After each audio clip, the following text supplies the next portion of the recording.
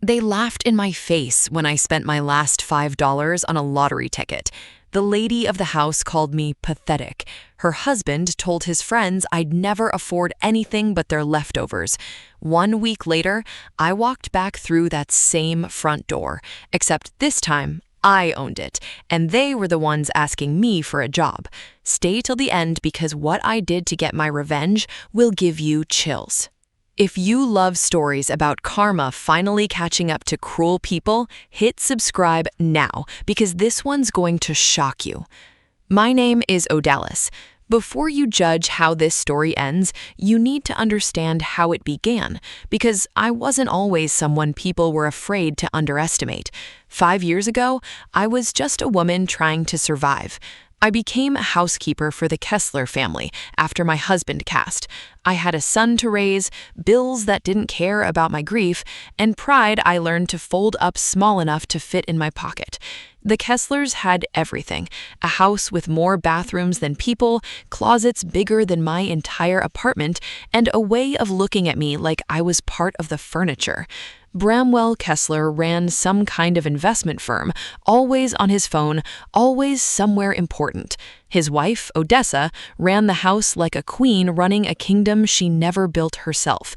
And their son, Thackeray, he didn't run anything. He just floated through life on his parents' money, filming himself for attention like the world owed him an audience. I worked long days in that house. I scrubbed floors I'd never be invited to walk across in shoes.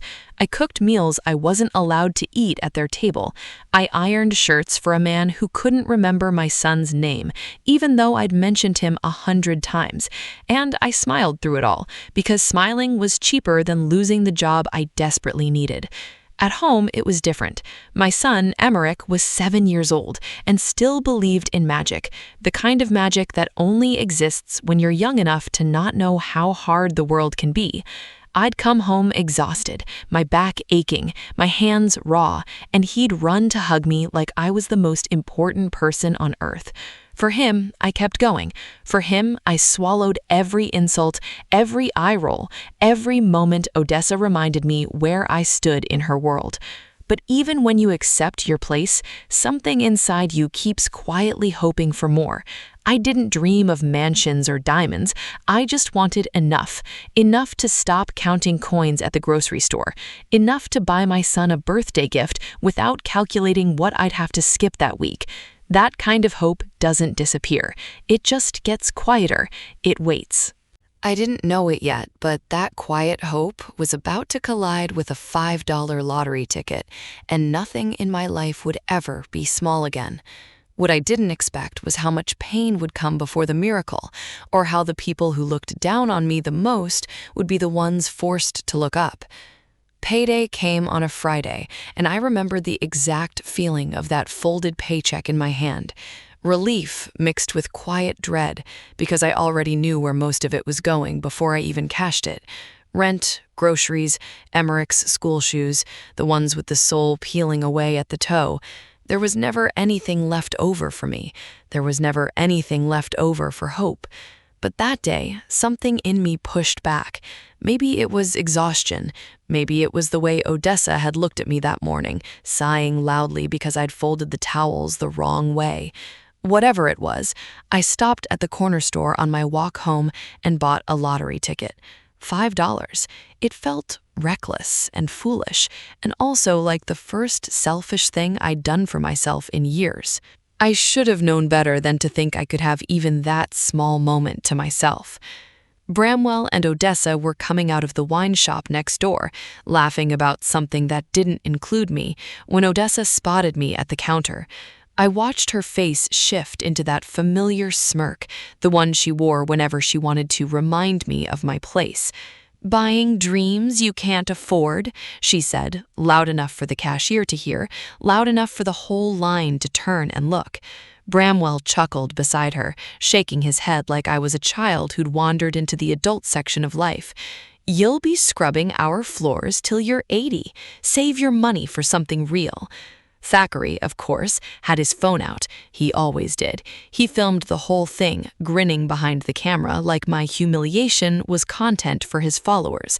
"This is gold," he muttered, and I heard him laughing as I walked away, my face burning, my hands trembling around that small paper ticket. I didn't cry until I turned the corner, out of their sight.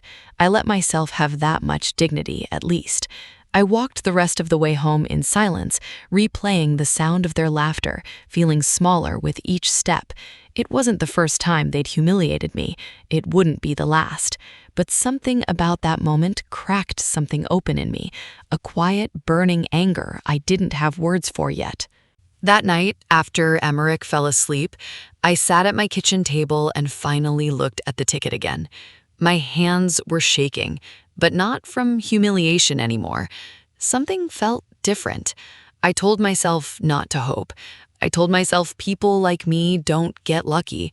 But as I checked the numbers against the ones on my phone, my heart started pounding so hard I could hear it in my ears. I didn't say a word to anyone that night.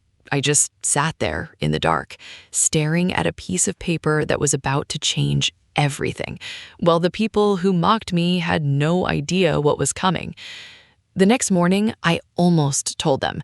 I almost walked into that kitchen and let the words spill out. I won. I actually won. But something held me back, some quiet instinct that whispered, "Not yet." Looking back, I'm grateful I listened, because that morning wasn't going to give me the chance anyway. I was polishing the silver in the dining room when I heard Odessa's voice rise through the house, sharp and furious. "Where is it? Where is my necklace?" I felt my stomach drop before I even understood what was happening. She came storming into the room, her face twisted with an anger I'd seen aimed at everyone but me, until that moment. "The sapphire necklace. It's missing. You were the only one in my room yesterday." I told her I hadn't touched it. I didn't even know which necklace she meant.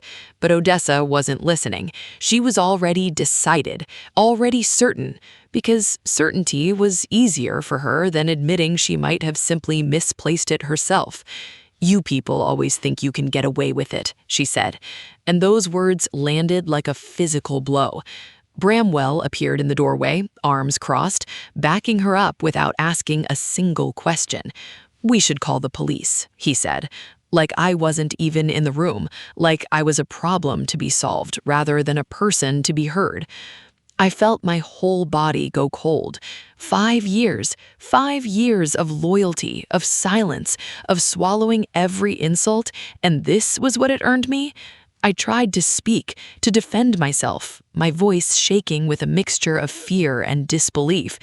And that's when Odessa's hand came across my face before I even saw it coming. The sound of it seemed to echo through the entire house. My cheek burned. My eyes filled instantly with tears I refused to let fall in front of her. And through the ringing in my ears, I heard the worst sound of all. Thackeray's phone camera clicking, capturing the moment like it was entertainment, like my pain was just another video for his page. "Get out," Odessa said, her voice cold now, final. "Pack your things and get out of my house." I didn't argue, I didn't beg. I walked to the small room I'd stayed in for years, packed what little I owned into one bag, and walked out the front door for what I believed was the last time. Jobless, humiliated, my cheeks still stinging, with nothing but a folded lottery ticket in my pocket and a son waiting for me who had no idea our lives were about to be turned upside down. Later, I'd learned the necklace was never stolen at all. It had slipped behind Odessa's dresser the whole time. But by then, the damage was already done, and something in me had already decided I would never let anyone make me feel small again. I sat in a small claims office 3 days later, my hands still trembling as I signed the paperwork to claim my winnings. The woman behind the desk smiled at me like this was just another Tuesday, like she hadn't just told me a number that would rewrite the rest of my life. I didn't scream, I didn't cry, I just sat there in stunned silence, thinking about every coin I'd ever counted, every meal I'd ever skipped, every insult I'd swallowed to survive, and now none of that mattered anymore. But I didn't celebrate, not the way you'd think. I went home, held my son a little tighter that night, and made a decision that surprised even me. I wasn't going to spend this money loudly. I wasn't going to buy a house just to prove a point or flash cars in front of people who'd never see me as anything but the help. I was going to be smart, quiet, strategic, because the Kesslers had taught me something valuable without ever meaning to. Money isn't power, control is. Through a financial advisor I hired that same week, I learned something that made my whole body go still. Bramwell's investment firm wasn't the empire he pretended it was. It was drowning, quietly, desperately drowning in debt he'd hidden from everyone, even his own wife. He was searching for an emergency investor, someone willing to buy in and save him from public collapse, someone he'd never expect. I didn't hesitate. Through my advisor, under a name that meant nothing to them, I became that investor. I bought controlling shares in the very company Bramwell had built his entire identity around. I didn't do it out of cruelty. I did it because for the first time in my life, I had the power to change the ending of my own story, and I intended to use it. The day of the shareholders' meeting, I watched Bramwell and Odessa walk into that boardroom, expecting to charm a stranger into saving them. I watched their faces when the door opened and they realized the stranger was me. Odessa's mouth actually fell open. Bramwell's confident smile crumbled into something I'd never seen on him before: fear. "This isn't possible," he whispered. "It is," I said, my voice steady in a way it had never been in that house. "You taught me that dreams don't belong to people like me. I just wanted you to see how wrong you were." Odessa tried to stammer an apology, tried to reach for the woman who used to fold her towels and stay silent through her cruelty. But that woman didn't live in me anymore. I had built something new out of every humiliation they'd handed me, and I wasn't interested in revenge for its own sake. I wanted them to understand fully and completely what it felt like to lose control of everything they thought they owned. And just when I thought the twist of fate couldn't get any sharper, Thackeray walked through that same door, not to laugh this time, but to beg. Thackeray stood in that doorway looking nothing like the boy who once filmed my humiliation for laughs. His phone wasn't in his hand this time. His confidence wasn't either. He looked smaller somehow, the way people do when the world stops handing them everything for free. "I heard what happened," he said quietly. "I need a job, any job, please." I could have said no. Some part of me, the part still healing from that slap, the sting of it still living somewhere behind my eyes, wanted to. But I realized something important in that moment. Cruelty wasn't going to make me feel whole. It never does. So instead, I gave him a choice, the same choice I gave his parents: work honestly, under new rules in a company that no longer bent around their comfort, or walk away with nothing, the same way they once tried to send me away. Bramwell chose to stay, humbled in a way I never thought I'd witness, taking direction from the woman he once told me to save my money for something real. Odessa, though, couldn't handle it. Her pride wouldn't let her survive in a world where she wasn't the one giving orders. She left, and months later, I heard she'd taken a position cleaning houses to make ends meet, the same work she once mocked, the same exhaustion she once dismissed as beneath her. I didn't feel joy hearing that. I felt something quieter: closure. As for me, I didn't stop at winning back my dignity. I used part of my winnings to start a foundation in my late husband's name, one that helps single mothers get back on their feet, women who remind me of myself 3 years ago, counting coins and hoping nobody noticed how tired they really were.